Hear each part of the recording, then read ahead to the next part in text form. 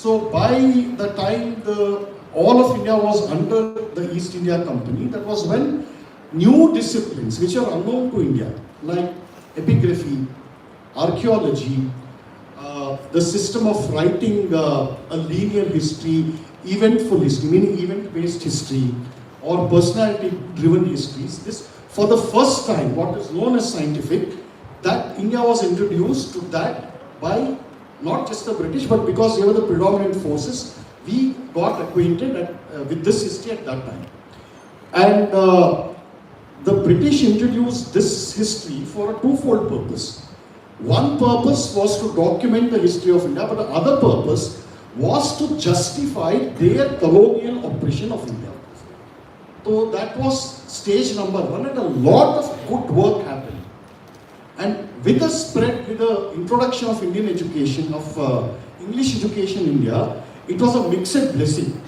Our own scholars, Indian scholars, were trained in the British method of history research and writing. They used the same tools and techniques to reconstruct the authentic history of India. So this was the beginning of what I call the golden era of Indian history writing. All the majorly Indian scholars who were trained in their history but who were extremely patriotic, who knew that you are using this piece of this glass to prove that this is not a water glass but it's a mirror. This is what the British were doing. But our scholars came to a vastly divergent, if not opposite conclusions in many cases. So that period of history writing is what I call the golden era of Indian history writing. That roughly lasted up to the, let's see, 1930s. So this is when all the stalwarts came. Pune, this place is a sacred, it's a Punya Bhumi actually. I mean, how many stalwarts, not just in history writing, P.V. Kane, Sardesai, Rajwade, I mean, there's one whole army of these scholars came from here, Pune, Maharashtra generally. And from Bengal you have Jadwal Sarkar, you have R.C. Majumdar, you have D.C. Sarkar, throughout, and in my own state, Karnataka, how many people? B.S. Aletore, you have Dr. S. Srikanta Shastri, titans, I mean giants, all of these guys took this discipline to a peak, history writing. And not just that, they trained 2 or 3 generations in their own path. So this is the first stage, where huge scholarly debates would be had about the Sindhu worn, depicted on a sculpture in some temple in, say, Hampi. Scholarly debates over Sindhu, this was a standard. And then by the 1930s, a variant of a new species of serpents called Marxists. So they began making their way into Indian history establishment. Then you had 2 parallel tracks running. But and then we come to the third stage, which is around the time of independence. But after independence, we had the national misfortune called Mr. Nawab Nehru, who became the first Prime Minister of India. And he had cultivated these Marxist alleged historians. Here is the thing. You can either be a Marxist or a historian. You can't be both at the same time. It's as simple as that. So which method they generally use? So they used institutional control thanks to their cultivation of Nawab Nehru.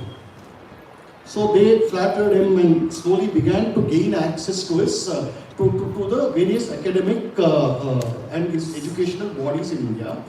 And they got a big boost when Indira Gandhi became the Prime Minister, which is when they really, opened the serpent really opened its hooks and bared its fangs during Indira Gandhi's period, which is when they got prime land worth about 1,100 acres in Delhi, vacant land. Guess what stands there today? Jawaharlal Nehru University. JNU. But they could write, but could they how they went to the grassroots? For example, let's say if they have to disturb the dynamics of a village unit. For example, if they have to because the Marxist, of course, they don't. What were the other mechanisms, other than writing? Because writing may reach, let's say, 30% of the populace.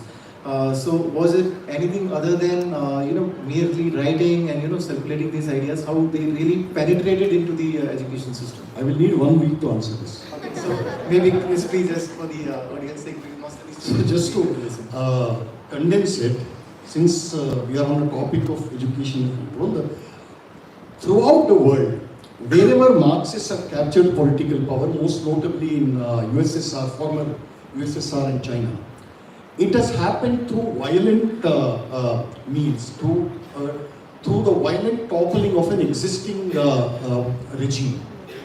But where they had not yet succeeded, before they could get to the state of toppling elected government, before that, they would infiltrate all areas which would impact, which would influence the public discourse or the public mind. Education institutions, media, newspapers, which was a big thing back then, and obviously now social media, these things. So this is all avenues through which opinions can be shaped. They would take control because they cannot be elected through popular vote. All right. So under Indira Gandhi's regime, she facilitated their infiltration. She actually did it from the front by giving them plum positions everywhere. And as a result, wherever you saw professors, vice chancellors, lecturers, everybody in universities, in bodies like NCERT, ICHR, all these places, they were infested with communists. So what they did was education is the only field which will mold generations from, as they say, from cradle to grave. You catch them young, you poison their mind, you say that Savarkar was a terrorist. You write that in a textbook as a prescribed lesson. See how the child will grow up. And at the PhD level, you will say, okay, Hindutva, militancy in Hindutva, Savarkar as an icon. You will get a PhD. That's right. So since there are many students and of course parents with them, so what is final advice you give to parents and students, as in how they filter what is being fed to them is right? Or, My advice to parents. Some advice to parents and students both. My advice to parents. Right. Please don't send your children to any of the mainstream schools. And by mainstream, like how you... Whatever the syllabus, whatever is going on, because your kids will grow up and become traders. This is a system that has been instituted. So far, I don't know how the thing is now, but I've had the misfortune of looking at some of these textbooks at class 5, class 6, class 7. Not much changes occurred. Your kid will end up hating himself, it will end up hating his own parents, and it will look for the nearest exit out of India. So that is, we can have this discussion for days together and on several topics related to this, but because of paucity of time, maybe one question we can take from audience and then probably we'll call it. Hardly one and two. One or Maybe one or two questions, yeah, please. Hi, great talk, Mr. Balakrishna. I had a couple of questions which I'll merge into one. You talked about Akbar and the atrocities that he committed and all of that. Do you think we're looking at those atrocities with a lens of current modern times as to barbarianism was a norm back then? It's not something that, if you look at things, if you look at the 1920s from right now, the feminism won't make sense that is there right now. So the way we are looking at the atrocities committed from modern lens, I feel that is a little skewed. And also, do you not think that there are Here's the thing. Define modern lens, modern view. So, as in, cross question मत करिए please, no cross questions. No, it's fine, go ahead. Define modern. Define modern. I'll answer that. Define modern. As in, the way we see at things right now as to cutting someone's head is a huge atrocity, but in the 1500s, that might have been the norm. So, the atrocities or the amount of people killed or the way we look at things happening in the 1500s, maybe Hindu kings also went ahead and did that. They didn't. They didn't. In the sense that there were wars, and the way we perceive War is wars not the same thing right now as is different. war is not the same thing as what you're describing. Now you transport yourself back to the society of Akbar. Alright? Imagine that you are a Hindu citizen in that society. Okay. This is based on historical reality, not from any lens. Alright? As a contemporary, what's your name by the way? Parthu. Parth. Okay, Parth. Imagine you living in, say, Agra in that time. Okay, as a Hindu, you would not be allowed to wear this kind of clothes that you wear, or the equivalent mode of dressing in that time. You can't wear, you would be forbidden to wear any kind of footwear. Alright? You would be forbidden to celebrate any festival. You would be forbidden to speak loudly. You would be forbidden to visit temples. Alright? And when the tax collector comes to you to collect the tax, he would make you open your mouth and he would spit inside your mouth and he would wait till he saw his spittle go down your throat and reach your stomach. And you are not supposed to show any disgust. After that, you have to bow before him, pay the tax, and he goes.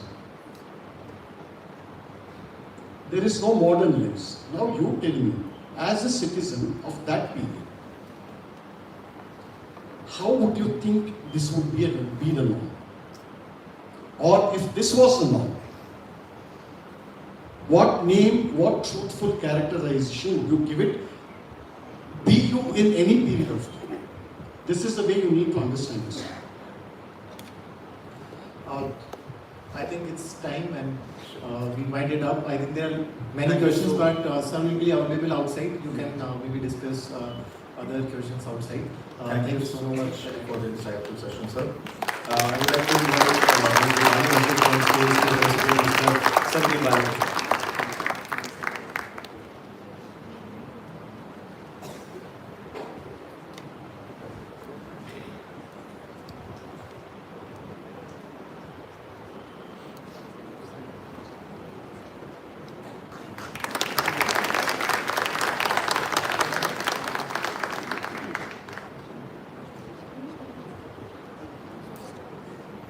Thank you so much, sir. Thank you, Vijay. Thank you, Vijay, for moderating this session. अगला session उस आवाज के मालिक से जुड़ा हुआ है